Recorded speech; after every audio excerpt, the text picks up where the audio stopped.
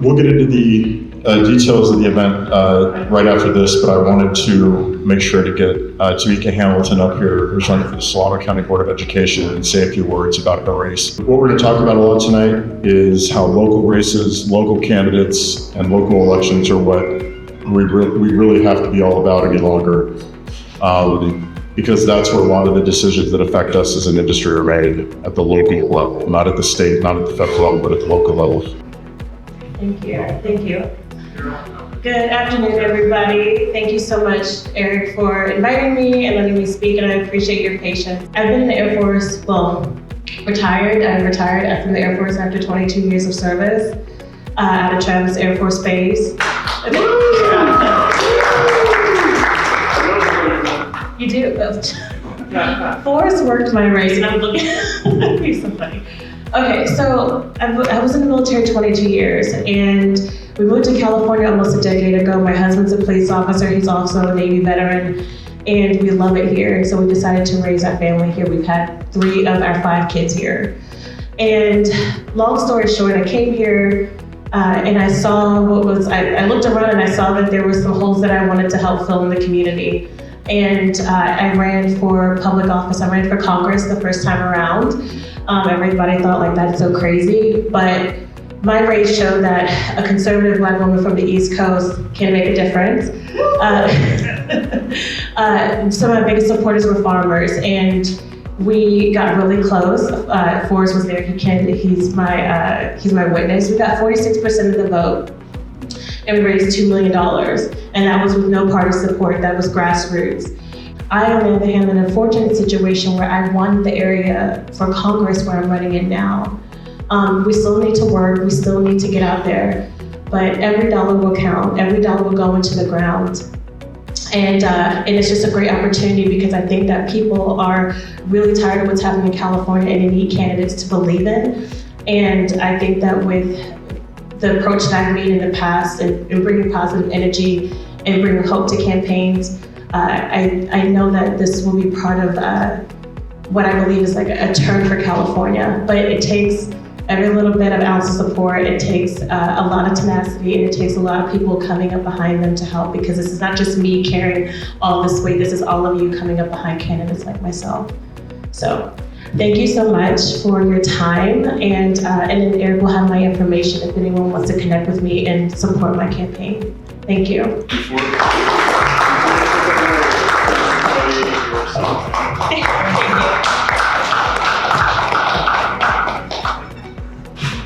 So thanks for coming here tonight, folks. It's always good to see everybody, a lot of the same faces, but a lot of new ones too. So my name is Eric Christen. I'm the Executive Director of the Coalition for Fair Employment and Construction. We're a group that was formed in 1998 to oppose project labor agreements. It was formed by a couple of people in this room, Steve, Mark, and Daryl. I see the three leaders back there. No, not old. That's right.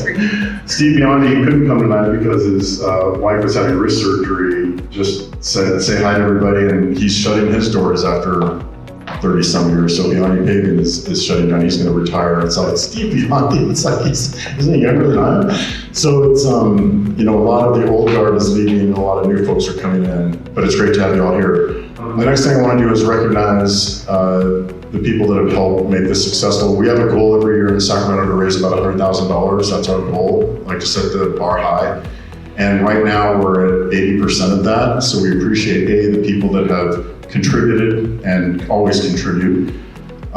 Speaking of the Steve Ayers, the Daryl Vascos, and the Mark Coopers, and the Berg Electrics, and the Rex Moores, and the Royal, thank you, Royal. Dina Kimball just indicated they were going to send $5,000, so thank you, Royal. Solid personnel, PHCC, Independent Roofing Contractors of California, known John and his wife for decades. It's great to see you all. And Whitney, your support, thank you for your donation tonight from PHCC. We appreciate all of you. And so we're about 80% of our goal. So things like this, or if you haven't stepped up and contributed, we'd appreciate it now. As a 501c6, you can write a significant portion of that off every year, so you can look that up. But tonight, what I want to spend most of our time on is where your focus needs to be as a contractor in California. Because you're not going to have a Republican governor for a long time. You're not going to have a Republican legislature for a long time. You're going to have lunatics running your state that shut down kids' schools for 2 years and think that's a great idea to have 1/3 of those kids literally drop off the face of the earth. They don't know what happened to them. They were set back in their education a decade. And it's frankly why we pulled our kids out of California schools and sent them out of the state. We literally did that because we had the means to do that. So one thing we do at CFEC is get the people and the groups that are out there recruiting candidates, educating them how to be an effective candidate and win on the trail, and then once they get elected, how to be an effective legislator, because that's the key, right? You don't want to just win, you want to know what you're doing and trying to achieve. We have to be more efficient and non-linear than the unions are because they have more money, they have more resources, and they're, on top of being awful people, they just have a lot of resources. They're like the Russian army of old. They're just used to running over their opponents and using brute force, and that's what they think they can get away with. We have to be nonlinear and very flexible in our approach. So this new AI system that we're using, and we are recreating every week, we've gone from 237 agendas that we're monitoring to almost 900 in just a couple of months. Soon I want it to be a couple thousand. So I have to make sure that we have the funds for it in order to search the agendas. So we've gone from just under 300 to over almost 900. So we've almost tripled what we're monitoring, and we're doing it in a shorter period of time for less money. You're always being asked to write checks, I understand that. You can move to Idaho, you can move to Texas, and never have to write a check again, because you'll never have to worry about a PLA. That nonsense doesn't happen in Idaho and Texas. So you can move there, or you can stay here and write checks because you need to protect your right to work. What did ABC's old say? Get involved in politics or get out of business? Get into politics or get out of business. Get out of business, that's right, amen. She's from the Folsom-Cordova School Board, which by the way has a massive bond and has not been PLA in large part because of her. So Folsom-Cordova Unified actually has a very unique situation where other school districts are maybe closing schools. We're actually having to build schools. So we are in a situation where we're needing to build like 3 and 4 schools within the next probably 8 years. But with that also comes the fact that we need to have a finite amount of dollars to cover all of those schools. And then not only rebuilding schools, but we also have a lot of aging schools on our Rancho Cordova side of the district that are aging, and we just recently got a bond 2 years ago and we're starting those projects.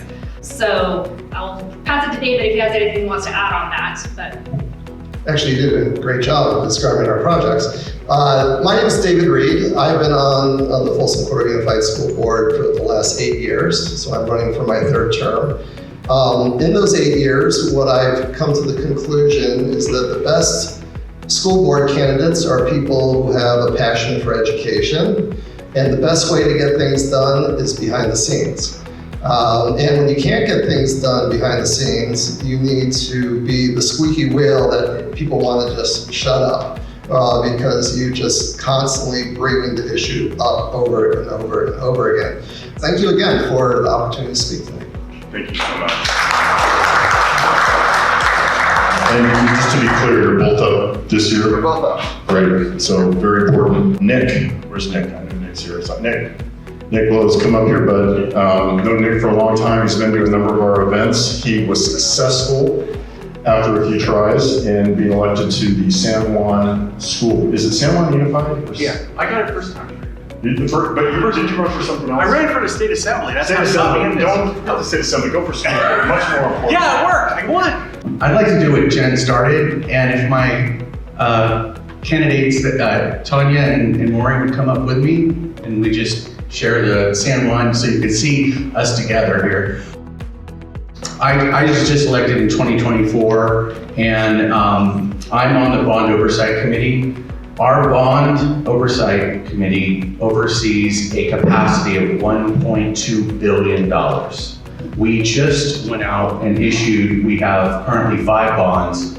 We're currently issuing the last 100 million of our 4th bond, and we have an untouched $950 million bond that just was approved in 2024. So there's a lot there. We have a lot of schools we have a lot of projects, $30 million, $10 million stadium coming up. There's a lot of potential, and we're getting asked a lot of questions about PLAs. I mean, we'll get these little emails, people want to go to lunch with us, people want us to take their coffee. So it is a big deal. We're the 7th largest school district in the state of California.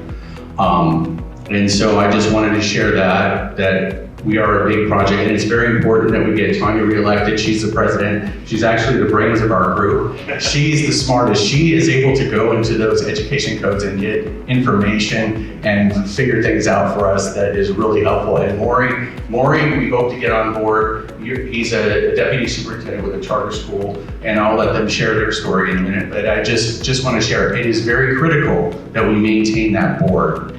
Just want to say how important it is to help getting good quality people elected. And I'm just going to let my colleagues share their story. Good evening, everyone. My name is Tanya Kravchuk, and I just want to say that there is nowhere I'd rather be on a Thursday evening than with a group of you all builders. I love this crowd. I married into this crowd, and I really appreciate how supportive you are of each other. Last year, there was that really beautiful memorial for your past member, and every time that I'm in this crowd and you all are shouting out, talking about how great someone is at something or how smart someone is, it just kind of gives you all the good feelings of people who care and you know that they have your back. I am the current board president of San Juan Unified, and I am officially running for re-election. I just filed my paperwork yesterday. I am a mom of 4, and I was born in Ukraine. So if you care about fair elections, about democracy, and about ensuring that our kids can actually read, I'd love to talk with you. Come chat with me, and I'll give you some information about my campaign. Thank you so much.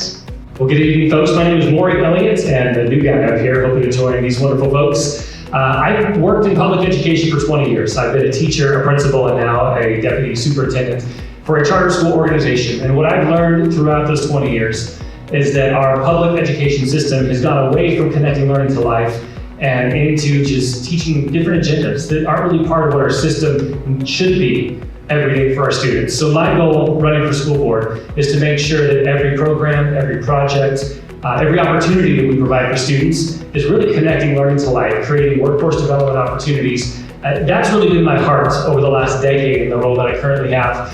And I tell people all the time, we're a school district. We should be teaching kids to read, to write. But ultimately, what's the product we're creating? We're creating kids ready for the workforce. So that's what I hope to bring to San Juan Unified School District along with these folks. We're going to connect learning to life. We're going to be fiscally responsible and make sure that every dollar we have goes to supporting students. PLAs are out. We know that that is a waste of money, and we want to put that money directly back into the classroom, hiring good teachers, providing good CTE programs, and making sure that our kids can come to school and actually have fun. School should be fun. That's something else I believe in. School is not something kids should dread to go to every day. I've seen it with my own kids. I'm a father of 3 that have all gone through San Juan Unified. And each have had a different path, because as a dad, I want to make sure my kids are connecting school to having fun and getting ready for life. And that's what I'm going to bring to the school board. I won't give up my cell tonight, but votemaury.com, really easy website. You want to learn more, you can go there. I'll also be here the rest of the night. But votemaury.com, and we'd love to connect with you later on. Thank you guys.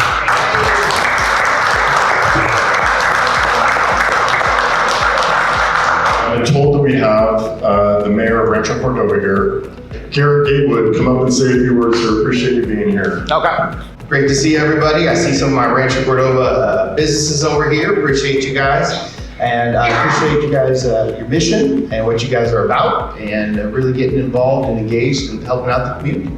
We have a complex coming into the city. There is a 10,000 person, 7,500 person city getting built, hotels, condos, and there's going to be a lot of work. So I'm hoping to get to know all of you personally as you move to Rancho, because you can't get the business if you don't have an office in Rancho. Just saying. Welcome to the city. That's the kind of personality you want running your city, that's for sure. That's great. Mayor Taft, are you here from Citrus Heights? All right, Mary Jane Lopez Taft. I'm the current mayor of Citrus Heights, and I'm running for re-election. Why did I originally run? I ran because I'm a regular person. And in Citrus Heights, we are filled with regular people. We're very, very middle class, blue collar, family oriented community, and that's who I am. I have, a son who's in the trades. He's a diesel mechanic who was fortunate enough to get hired onto a big operation and became a supervisor. I have an artist for a daughter. I have now a daughter with a grandson. We're regular people, and my whole objective was fiscal prudence. How did I raise my family? How do you raise your family?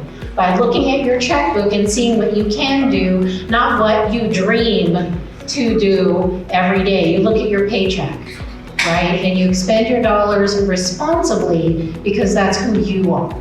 So I ran my whole campaign on how can we make families and businesses thrive? And so when it comes to PLAs, does that make businesses thrive locally? Absolutely not. It stands in your way to compete in a playground that you should have otherwise been a part of. And thank you so much. Thank you. He's a Placer School Board member and candidate for Roseville City Council, and the person he's running against might have some favoritism towards our union friends in the trades. I'm sorry, that's all right. It's been a long evening. I'm going to try to be brief. My name is Sergey Teretkov. I actually came from Russia, of Slavic background 30 years ago. What brought me here was the freedom, the great opportunities, free enterprise, and I'm a strong proponent of that. I'm against totalitarian society, and this is how you turn the tide. You start with little things like PLA, or maybe not so little for you guys. And then all of a sudden you wake up in Soviet Union or the replication of that. So I've heard some saying, some state legislators on the left side, of the aisle, they were saying something about, during COVID, it was something about sacrificing individual rights to, to preserve the good of the society. And I'm like, I've heard this before. I don't want to hear this. I've heard this. So I was appointed and then elected to Placer County Board of Education, served there 5 years now, representing Roseville. I love Roseville. I lived there for 22 years, year 23 now, a wonderful community, really good place to do business, raise your children. However, we see the ties are, there's attempts to turn the tide, and I see the council, the biggest city in Placer County, I think it's third biggest city in Sacramento region. You see that there's less public participation, a lot of rubber stamping. I think Roseville Council definitely needs someone who can represent the community, who brings this values of free enterprise, for small businesses. So I do have also an organization that I run. It's an ethnic chamber of commerce, Slavic American Chamber of Commerce. So this is all small business. I was a small business owner myself, sold real estate quite successfully back in the day, and still have a small business now. So you guys are doing wonderful work, and I'll hang out. I would love to meet as many of you as I can. Thank you. Thank you, Sergey. Appreciate it. Thank you so much. We need more immigrants from Eastern Europe because they understand what authoritarianism leads to and how awful it is, and they need to come here, and we need to expat some liberals from California to go back to the places they seem to love so much. But when I heard that there was somebody running that had spoken at one of the recent board meetings, I said, wait a minute, we've got to get this guy in here. So Kurt Thompson did a great job. It was great to see. So Kurt, come on up here and talk about your race and who your opponent is, and why you think it's important to get on the school board. So, hi, I'm Kirk Thompson. I'm running for school board in Area 2 in Elk Grove Unified. I'm, I heard Maury say he has all these cool things to say about his background. So I'm just a dad. I'm just a dad with a special needs kid, and I had to pull my kid out of a private school I really liked, because of the needs that he has that the private school couldn't provide. And so I had to send him to the public school. Well, obviously when you have a special needs kid, you have to be more on top of the school than most other parents. I know a lot of parents in here probably are like, hey, I do a really good job. You probably do. I have to yell at people in meetings and IEP meetings and stuff like that to make sure my kid is getting the services that he needs. So that got me thinking, well, I have a kid with special needs. Let me start going to school board meetings. And the first school board meeting I show up to, I'm expecting conversations like, hey, we're gonna charter a bus this year for the football team to go to a state game down in LA or something like that. Oh, that's gonna cost too much, we should do this. I was expecting conversations like that. No, all the bad stuff you see on the news, that's what I walked into my first board meeting. All the stuff about, the gender transition stuff and all that nonsense, which I don't understand why is at a school board meeting. Talk to your parents about that nonsense. I showed up to a board meeting on May 5th, and they're talking about project labor agreements. I showed up there for special needs stuff. I had no idea that I was going to be running a campaign against a project labor agreement in Elk Grove. That I had no idea that was going to be part of this campaign. I had plenty of stuff to talk about as far as, hey, our education performance isn't good enough. Our district's $30 million in the hole to start this year. You're letting the boys and girls locker rooms, that's a safety issue. I had plenty of stuff to go on that, and if I had to go negative, I could go negative on my opponent. There's plenty there.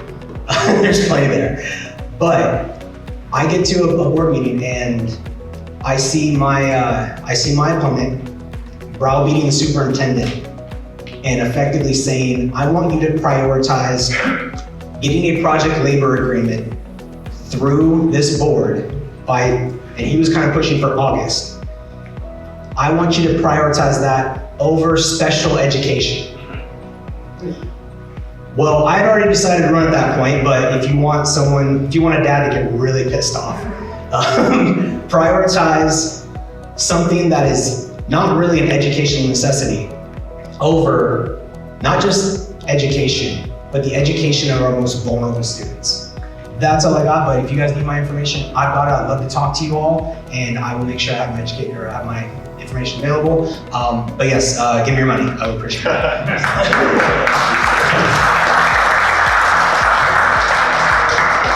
Again, we've hit our goal of about $80,000 towards our $100,000 goal, so anything you can do to help would be appreciated. These candidates, especially at the school board level, there's nothing more important. And enjoy the rest of the night just talking to each other, and thanks for being here tonight. Appreciate it.